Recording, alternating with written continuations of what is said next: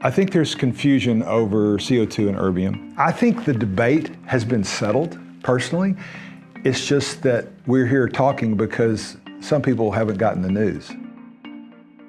I was involved from the start in 94, 95 with CO2, and I think I jumped in very quickly to the erbium. I really believe in this area. I'm not shooting from the hip. I've put them in my hand and done research with them, et cetera. The interesting thing is that Jim Hobart and Dan Negus were involved with both of those. You know, my life changed in 95 when those guys came up with UltraPulse, and it was great. It was a breakthrough. I mean, I was doing 6 cases a day, but I'll tell you, there was just more morbidity. There was more downside, more problems with that. The margin for error was less. You had to really know what you were doing. What we thought we were getting in 95, we got in 2000 with the erbium. Because what happens is that the concept of the short pulse CO2 in 95 is that you could create such a high amount of energy, you could just have it stay on the skin a very short time and ablate it. Rather than get a blister, you could actually just take off top layers of the skin without causing much heat that's residual, that's left. But what we found is that even though it didn't have much damage, it had 70 to 120 microns of damage around what was left. Whether you punched a hole in the skin with fractional CO2 or you kind of mowed the grass with regular CO2, kind of took off the top layers, there's always a layer that's about 70 to 120 microns of thermal injury, which we had never seen that little injury at the time, so we were kind of excited about it. But it turns out that I did a paper in 98 and published it. It was kind of a significant work. And it showed the results and all of that, but it showed a pretty high complication rate, 30% of hypopigmentation, scarring, long-term erythema, things like that. So it was the best tool we had, but there were so many problems that a lot of people abandoned it. And so they went to fractional treatment. But I got wind of the erbium, and what I found is that everybody said, well, this is a superficial laser. It's not in the same category. And it is, because it absorbs all the water, so the skin sees every bit of that wavelength. And so it's all absorbed very quickly.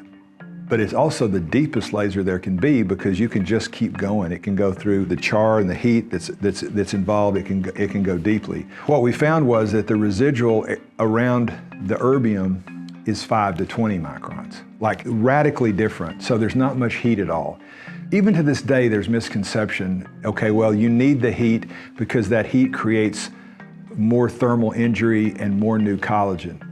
And I think we put that to rest with my paper in 2019 that showed the results were actually 3% better. Not statistically significant, but clearly better than CO2 slightly, but with radically different safety profile, like 80 to 90% less complications, no scarring. There's a radical difference in safety. I mean, you can take off skin with dermabrasion, but you can't see the skin when you're dermabrating. You can do it with chemical peel, but it's all indirect endpoint. You're looking at a color, you're looking at skin separation. All that takes an amazing amount of technique and experience, and there's variability.